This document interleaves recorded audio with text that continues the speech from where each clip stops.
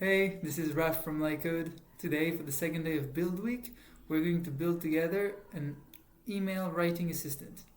Are you ready? Let's get started. So here we are on the dashboard. We want to create a new app from scratch. Let's call it Email Writer. Create. Let's go through the onboarding stage. Let's say a corporate theme color, why not? And start building.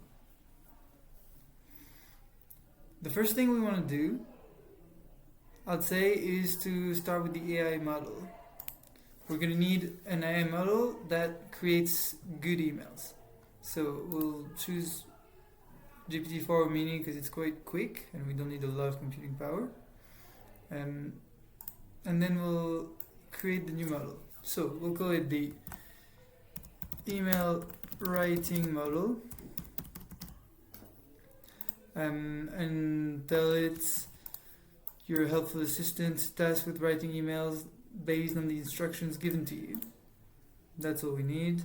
And to make sure the model writes good emails, we'll give it a website as knowledge. So I found a little article with tips and tricks on how to write good emails. So we'll just feed that to the model and save. Okay, let's try it.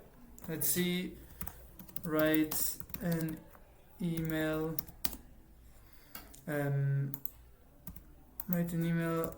asking someone to hire you.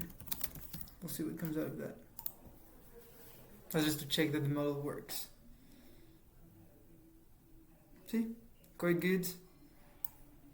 I think that's thanks to the tips we gave to it. So that's the first step done.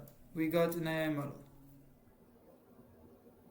The next part will be about building the interface. So we're just going a bit quicker here, but basically every component can be inside a column, which itself can be inside a container. So we're building first the containers and then adding the components within them. We start by adding a heading, and then in the same container, we'll add two input fields to let the user input the information about the email they want to generate. One long text input for a detailed description of the email, and one option select to select the tone of voice between formal, friendly, and neutral. After we've done that, we're just creating another container that will contain the answer, so the generated email, the output, in other words. We're creating this output with a heading and then just an AI response component. We can style it a little bit as well by adding a border and adding a bit more spacing. But that's basically it. One region for the input, one region for the output. It's a simple interface, but it's functional.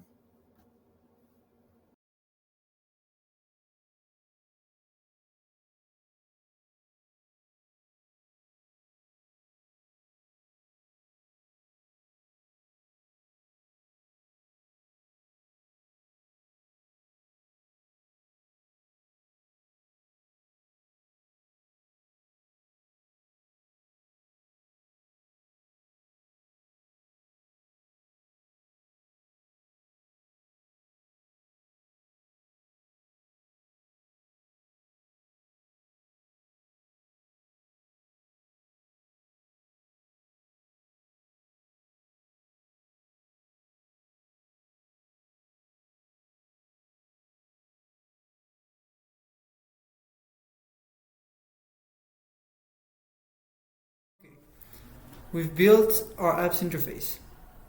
It's very clear, users know what to do. Now we need to build the logic behind it. This will be done through the Actions tab. But we need something else to link the interface and whatever we're going to use in the Actions tab. And that is state variables. They can store information about stuff on the page and give that information back to elements on the page as well. Here, there's three pieces of information we need. One is the instructions written by the user is here. One will be the tone of voice, and one will be the generated response. So what we need to do is create a state variable for each of them. So we can just type user instructions we can type tone of voice. We can add even a default value of neutral. And generated email will be the third one. Now we need to bind them to the relevant fields. So we've got these variables that have nothing in them, except the tone of voice is neutral by default. So there's nothing easier. We're just gonna click on this field, go on interactions, and on input we need to set a state variable with the input value. And the state variable, we don't want to create a new one. We want to choose the user instructions. Now, exactly the same for the tone of voice. We're going to set a state variable value, and we're going to choose the tone of voice. For the response, it's even easier. We just need to show the value of generated email. And the next step in the actions will be to actually fill out the generated email. The last little thing we can do with the state variables is actually not show this container until the generated email value variable is filled out. So let's select the container around it, and this whole container we can do conditional rendering.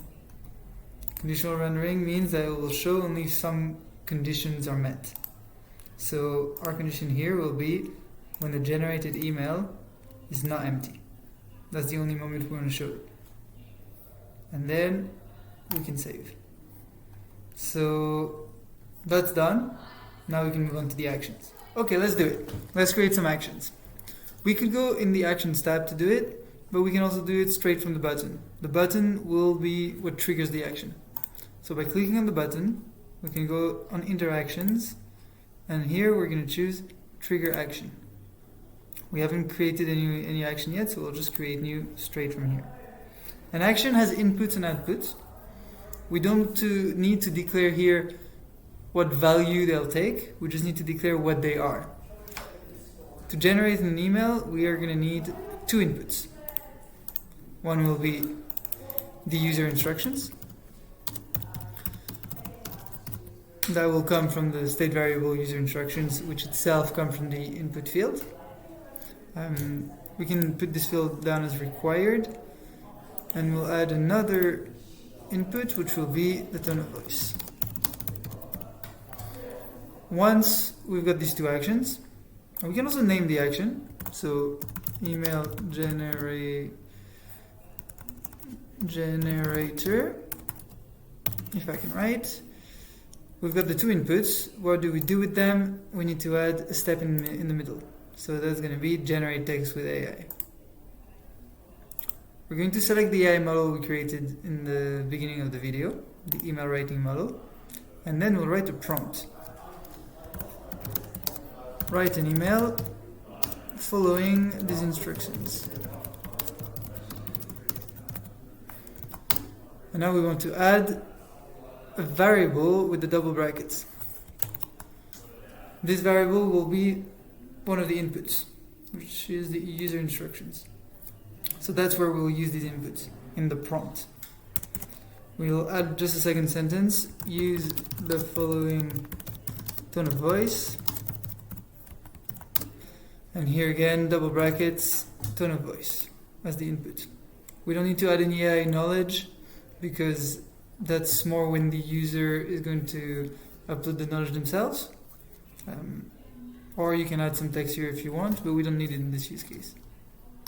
The generate text is going to generate a text, right? You can see it in the output. And this text needs to be passed on to the output of the action itself. And here we want to add this output. So it's going to be generated email, and its value is going to be the text from the generate text step, which is the previous step. And there we have it. We're generating the emails with this action here. We saved it, and all we need to do to finish this is just to give the action the right inputs. So that's going to be on the button itself. We want to trigger the email generator action, and the inputs will be the state variable tone of voice and the state variable user instructions. Now we also want to wait for the response. We don't have to, but in this use case we want to because we care about the output of the action. And the output will be stored into the generated email state variable, which itself will be shown here in the AI response. We can save, and the app is ready. Great. Let's try the app. To do that, we can publish it. First of all, if we don't want to have to log in into the app, because that's what's enabled by default, we need to make it public. So we'll just, in the settings at the top left of the page, we're going to make this page public. We're going to save that. We will publish the app and just visit it. This is what comes up. We'll wait for it to load. And there we go. Our app has loaded. So as you can see, we can't see the answer here because we haven't generated everything. So all we have is the input. So let's write the instructions, send an email asking if the person is interested in buying my product, an AI assistant. And we want the tone of voice, let's say, to be formal. Generate an email. Click the button, and this is where the magic happens. Here we go. It's been generated. This shows, and we can see the generated email. It's formal. It's good. The app works. So we've built the MVP. Amazing. We've created the app's MVP. It works.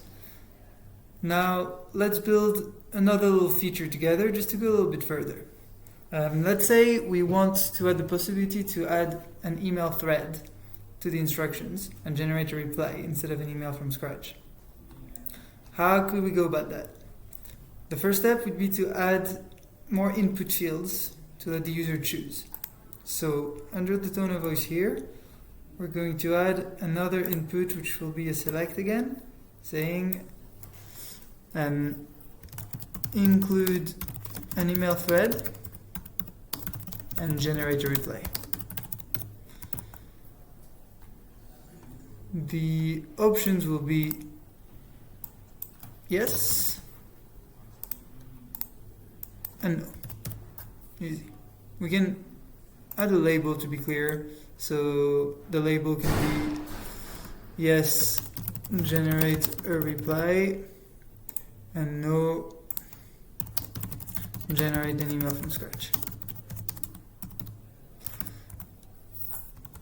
From scratch.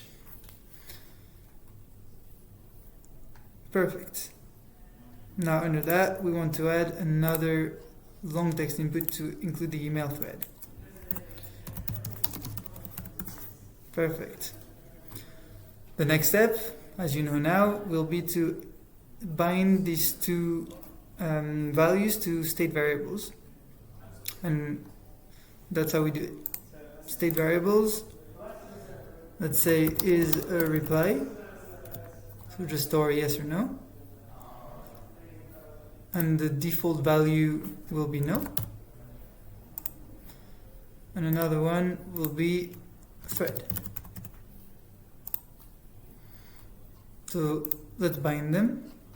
Interactions bind to is a reply, and the email thread, we can bind this to the variable thread.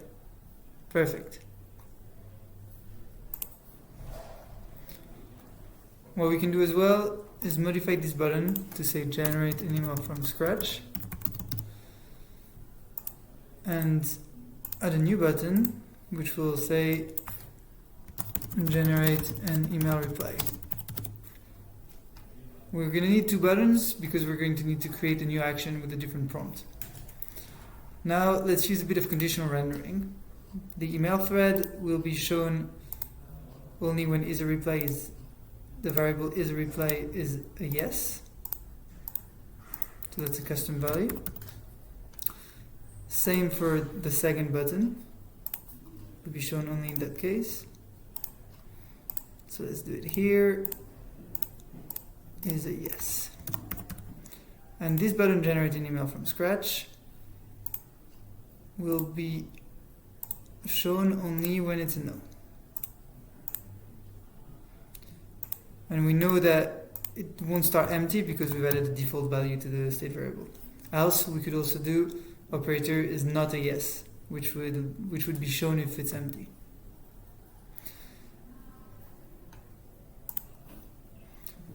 So just like we did earlier, we're going to create a new action that this time includes a thread.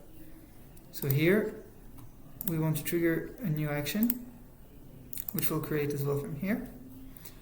The inputs this time will be, again, tone of voice and user instructions.